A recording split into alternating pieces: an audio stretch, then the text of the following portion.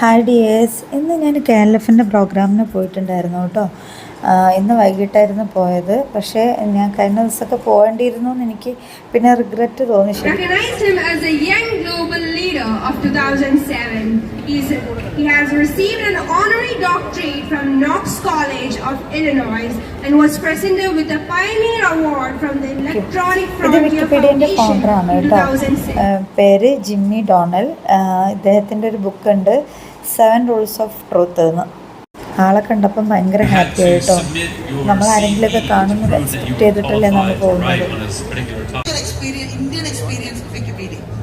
Yeah, no, I mean, this is really interesting.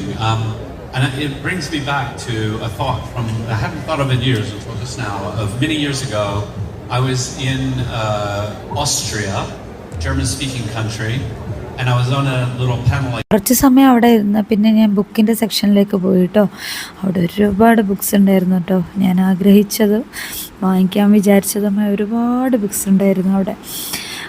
പക്ഷേ ഞാനെല്ലാം ഒന്നും വാങ്ങിച്ചിട്ടില്ല. ഞാൻ ഒരേ ഒരു ബുക്കേ വാങ്ങിച്ചുള്ളൂ. കാരണം നല്ല എമൗണ്ട് ആവുമല്ലോ. ഒരുപാട് ബുക്സ് നമ്മൾ ആഗ്രഹിച്ച് പോകുമ്പം പയ്യെ നമുക്കുള്ളതിനനുസരിച്ച് നമ്മൾ ഓരോന്നോരോന്നായിട്ട് വാങ്ങിക്കാമെന്ന് വിചാരിച്ചു കേട്ടോ.